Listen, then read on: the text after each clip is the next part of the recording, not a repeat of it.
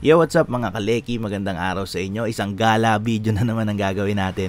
So ngayon ay palabas na ako ng basement parking ng Robinsons Magnolia. Pauwi na ako ng Mandaluyong. So bago natin simulan ng video, umpisa natin sa mga shoutout dun sa mga nag-comment sa akin sa video natin kahapon. So shoutout kay Cyrus Grina, Ken Aliben, Jim Belda, Luis Manalo, Jube TV, John Santos, The Medyo Suplado Show, Jobert Pageet, Celia Umlas, RQ Music Ministry, Al Francis De Vera, Marvin Labanan, Alex De Guzman, Marcus Trens, Claire, Rani Base, Rene Macoy, Jericho Del Rosario, Rap Gomez, JV, Jaime Nuwica, Uncle Sam Rubreras, Patrick Echeverria, Alexander Beruela, Saputalo John, Mark C. at si Tatak Kasosyo.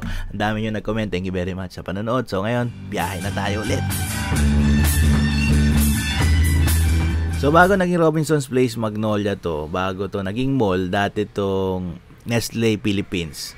Tapos naging Magnolia, planta ng Magnolia Ice Cream. Malapit dito yung Balete Drive kung saan merong mga nagpapakita daw na white lady. Sikat na sikat yung Balete Drive noon kasi yung kalsada ay puro Balete. Pero saka natin dadaanan ulit yun.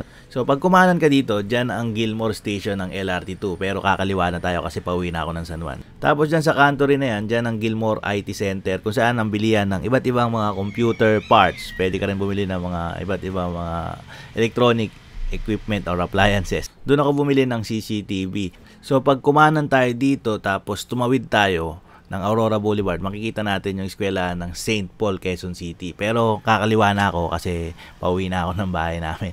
So ito ay First Street. So one way lang to, bawal dito ang kasalubong. So wala tayong kasalubong dahil one way nga. So pag dinire-diretso ko lang to, makakarating ako ng Green Hills, tapos makakarating ako ng EDSA.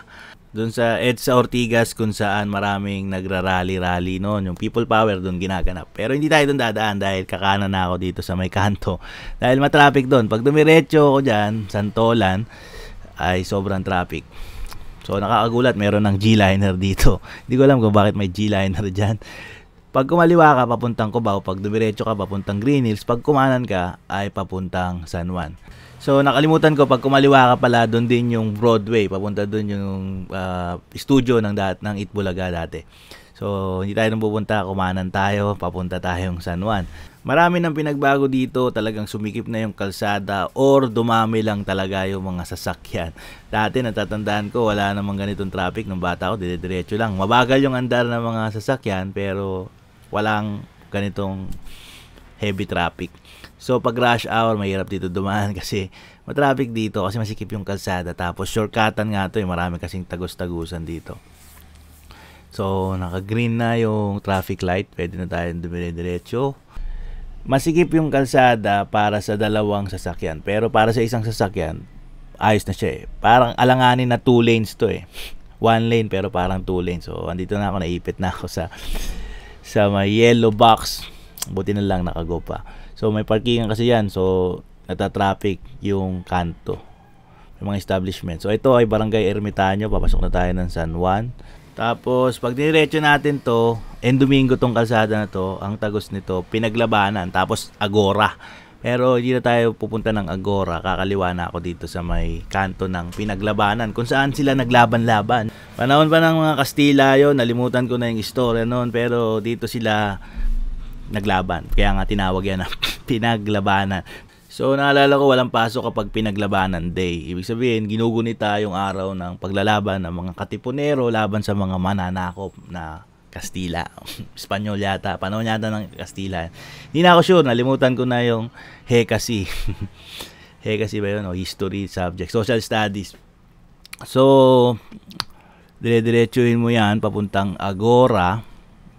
Pero di tayo pupunta kasi matraffic doon. Tapos pag diniretso mo pa yung papuntang Agora, ang tagos mo dyan, Santa Mesa. So may shortcutan dyan, yung mga lumalabas dito sa kaliwa. Galing yan ng Aurora Boulevard. Galing yan doon sa linya ng LRT. Sa ilalim ng LRT yung kalsada ron. Aurora Boulevard yun.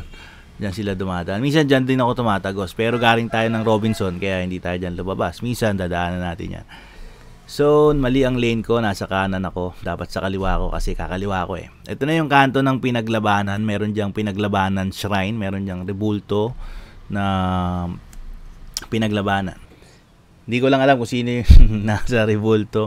Hindi ko talaga kabisado ang history ng San Juan dahil ewan ko ba kung bakit. Bulakbol kasi ako nung nag-aaral ako eh. So, Mabuhay Lane to nakalagay. Mandaluyong City, Makati, Pasay, kaliwa. Tapos, pag dumiretso ka, Blooming Treat. Yun, papuntang Agora ngayon. Pag kumaliwa tayo, may shortcutan papunta sa Makati, Mandaluyong, Pasay. Kaya marami dito dumadaan kasi shortcutan to eh. So, ito na yung pinaglabanan shrine. Yung may watawat dyan sa kanto. Yan, pwede ka dyan magpa-picture. So, nandito tayo, dire-diretso. Pinaglabanan. Ito ang pinaglabanan. Dati. Ngayon, mukha nang hindi pinaglabanan. Mukha nang pinagtayuan ng mga kung ano-anong establishment. Sobrang progresibo na yung lugar na to. At hindi ko na masyadong maalala yung mga nakatayo dito. Dati, puro bakod lang dito eh. Ngayon, puro mga tindahan ng kung ano-ano. So, sa kanan yan ang simbahan ng St. John the Baptist. Sikat yan eh. Parokya school din yan eh. Alam ko. Tapos, dito sa kanto, sa kaliwa, dyan ang school ko dati. Municipal. San Juan Municipal High School. Tapos, ginawa na nilang munisipyo. Sa kanan naman, Pinaglabanan Elementary School. Hindi ako dyan nag-aral. So, dire-diretso, papunta tayo sa Piggy Barra. Sa stoplight, sa may kanto, sa traffic light, ikakanan na ako sa Piggy Barra. Pero pag kumaliwa ka, banda dito sa may fire station, dyan ginaganap yung mga volleyball tournaments ng Shakey's B-League. Dyan yun. Meron dyan magandang gym. May court dyan eh. Minsan may concert din dyan. Alam ko sila Looney dyan eh. Nag-flip top dyan. Flip top sunugan dyan sa San Juan. Tapos, kakanan na tayo dito. Itong kanto na to, dito sa may stoplight. Pagkanan natin, Mabuhay Lane, alternate routes. Shortcutan din yan, papuntang Mandaluyong, Makati, Pasay. So, yan ang Piggy Barra Street. Sikat na sikat yung Piggy Barra Street kasi madami kang pwedeng tagusan pag diyan ka dumaan. So pagkalan natin dito yung paborito kong pork silog. So sikat to sa mga taga San Juan, alam nila tong kainan dito. Yaki Tate. Pero hindi ko alam kung bukas pa. Ay, ayun, dyan sa kanan, sarado na. Doon banda ay sarado na yung kainan ng pork silog. Favorite ko na pork silog nandoon. Masarap kumain doon. Ewan ko ba, ang dami kong kanin na nakakain doon eh. Yung kanin nila is fried rice, pero yung bahaw na kanin yun, tapos pina-fried rice lang eh. Pero nakakarami ka talaga ng kain. Pag doon ka kumain, nag-dine-in ka doon, kahit take-out, masarap din i-take-out eh. Pero nakakalungkot lang dahil sarado na. So, nagutom ako bigla. Nandito na tayo sa Piggy Barra. At puro establishment na rin to. At may mga condominium, strata to, alam ko. So, ayan, may mga car wash, puro mga auto shop. Ibang-iba na. So, ito ay Barangay Santa Lucia at pag kumanan tayo sa may traffic light, yan ay Piparada Street. Tapos dito sa kaliwa, yan ang opisina ng Sky Cable. Tapos, pansinin nyo, pag tumawid tayo ng traffic light, ito, nakita nyo, may dalawang Petron dito, nakakapagtaka. Ito ay unang Petron, tapos mga ilang metro lang, mayroon na namang pangalawang Petron. Ang nakakapagtaka pa, magkaiba sila ng presyo ng gasolina madalas. So, nakakatuwa lang at nakakapagtaka kung bakit may magkaparehas na Petron sa magkalapit na lugar. So, ang dami na dito mga establishment. Kompleto na rin dito yung mga iba't ibang mga bangko. May mini stop pa. At yung kanto pala na yun, nilagpasan natin. Yun ang Wilson Street. Pag kumaliwa ka, papuntang Green Hills. So, kakaliwa tayo rito. Actually, bawal ka pala dun kumaliwa kasi one way yun. Dito ka pala talaga dadaan pag pupunta ka ng Green Hills. Kakaliwa ka, tas kakaliwa ka ulit. Pero hindi tayo pupunta ng Green Hills, kakanan tayo. So, ang swerte ng mga nakatira dito, nakita nyo, maluwag yung kalsada, konti yung dumadaan, tapos walang masyadong naka-street parking. So, maganda dito tumira. Mahal siguro ng mga bahay dito. So, ayan, sa kanto, yan ang bagong tayong townhouse na naman. Napakamamahal na mga bahay dito. 18 million, 20 million, 35 million. Ganun yung mga presyo dito eh. Mga ginto. So, yung mga bakanting lote, binibili ng mga arkitekto, tapos gagawin nilang mga townhouse. Yung mga lumang bahay, dinidevelop nila, hatiin nila sa 8 townhouse, tapos ibibenta nila 20, 40 million each. So, kung 10 bahay o 10 townhouse yun, 40 million each, 400 million agad sila.